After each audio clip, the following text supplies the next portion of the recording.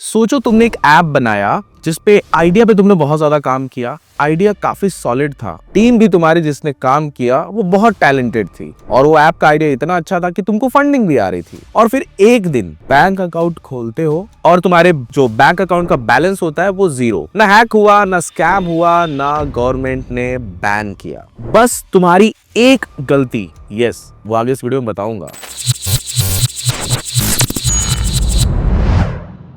India में पिछले 5 सालों में 10,000 से ज्यादा एप्लीकेशन लॉन्च हुए हैं, पर डेटा के हिसाब से 93% एप्स 2 साल के अंदर या तो बंद हो गए या फिर जिंदा है पर फिर भी वो सर्वर का बिल भर रहे हैं, यानी कि अपना पैसा जला रहे हैं। सवाल ये नहीं है कि आइडिया खराब था उनका, सवाल ये है कि उन सब ने एक ही चीज इग्नोर किया जो इस वीडियो में मैं आपको आगे बताने वाला हूं। और अगर तुम आज या कल ऐप बनाने के बारे में सोच रहे हो तो भाई साहब ये वीडियो नहीं है, ये कंटेंट नहीं है, ये वार्निंग है। मैं नहीं चाहता कि मेरे किसी भी सब्सक्राइबर का पैसा जले।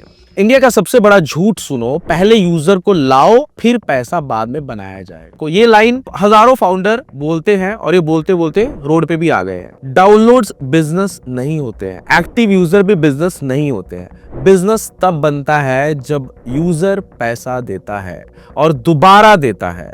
अगर तुम्हारा ऐप सिर्फ यूज हो रहा है पर यूजर उस ऐप पे नहीं कर रहे हैं तो तुमने प्रोडक्ट नहीं बनाया है, तुमने एक फ्री का एंटरटेनमेंट ऐप बना दिया है। फ्री का एंटरटेनमेंट ऐप तुम चलाए जा रहे हो। 2-4 आपको एग्जांपल दूंगा तो आपको समझ में आएगा। ओला का नाम तो आपने सुना ही होगा। भाई ओला को स्केल नहीं मार दिया। ओला का आइडिया इतना परफेक्ट था, इंडियन रोड्स कैब प्रॉब्लम, फिर क्या हुआ? 30,000 करोड़ की फंडिंग ली ओला ने, सालों तक डिस्काउंट दिया, हर राइड पे नुकसान झेला।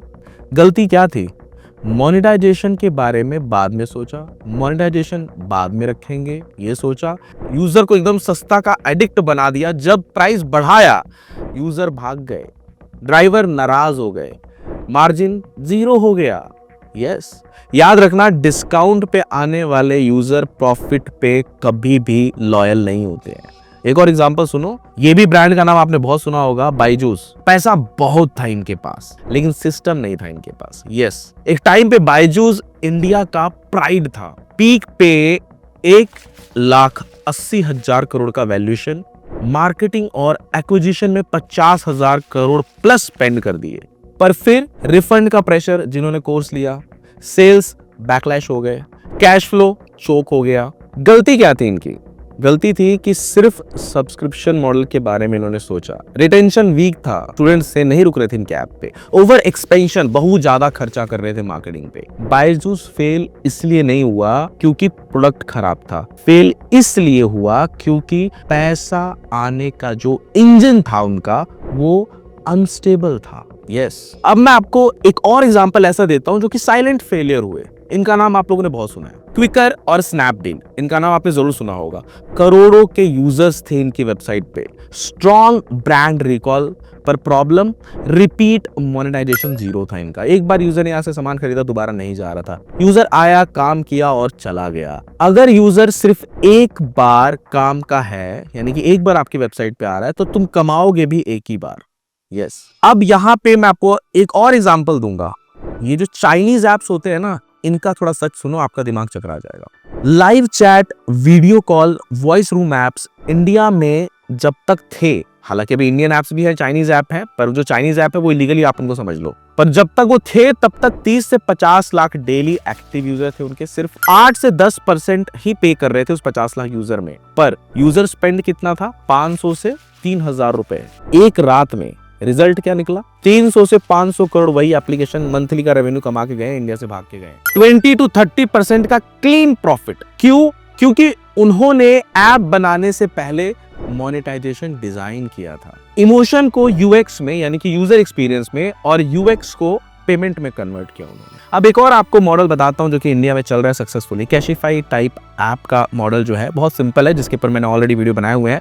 कैशिफाई फ्लैशी नहीं है, वायरल नहीं है, पर डेंजरस बहुत ज्यादा है। यस, हर फोन एसेट, हर रीसेल पे मार्जिन, हर यूजर रिपीट साइकिल, रेवेन्यू 1500 से 2,000 crore plus. Yes, lesson simple है, जहां हर ट्रांजैक्शन पे पैसा दिखता है वही ऐप को सस्टेनेबल ऐप माना जाता है। अब सबसे बड़ी गलती जो मैंने आपको शुरू में बताया था कि 99% लोग करते हैं, ऐप बनाने से पहले ये 3 सवाल वो अपने आप से नहीं पूछते। और वो कौन से सवाल है? पहला सवाल, पैसा कौन देगा, यानी कि टारगेटेड ऑडियंस उनकी कौन है, उनके प्रोडक्ट के लिए कौन पैसा देगा। दूसरा सवाल, कितनी बार देगा। एक बार आया तो आप एक ही बार कमाओगे ना, मल्टीपल टाइम आना चाहिए, राइट। और तीसरा सवाल, क्यों बार बार देगा। वो आपको अगर पैसा बार बार दे रहा है तो वो क्यों बार बार देगा। ये 3 सवाल बस पूछ लेना, आपका एप्लीकेशन सक्सेस है। अगर तुम इनका जवाब एक लाइन में नहीं दे सकते तो सच मान लो मेरे भाई, तुम ऐप नहीं अपना फ्यूचर टेस्ट कर रहे हो। यस, ऐप बनाना आसान है, प्ले स्टोर पे भरे पड़े हैं, पर प्रॉफिटेबल ऐप बनाना सिर्फ उनका गेम है जो पहले बिजनेस सोचते हैं बाद में कोड। यस, और अगर आपको एप्लीकेशन डेवलपमेंट या सर्वर या टेक से रिलेटेड कुछ भी जानकारी चाहिए तो आप डायरेक्टली मेरी कंसल्टेशन बुक कर सकते हो। नीचे कॉन्टैक्ट नंबर दिया हुआ है, आपके दिमाग में जो आइडिया है आप डायरेक्टली मेरी टीम से कनेक्ट करके कॉल पे बातचीत करके शेयर कर सकते हो। हम आपके बिजनेस का, आपके आइडिया का ऐप डेवलप करके देंगे। थैंक यू दोस्तों, मिलते हैं नेक्स्ट वीडियो में।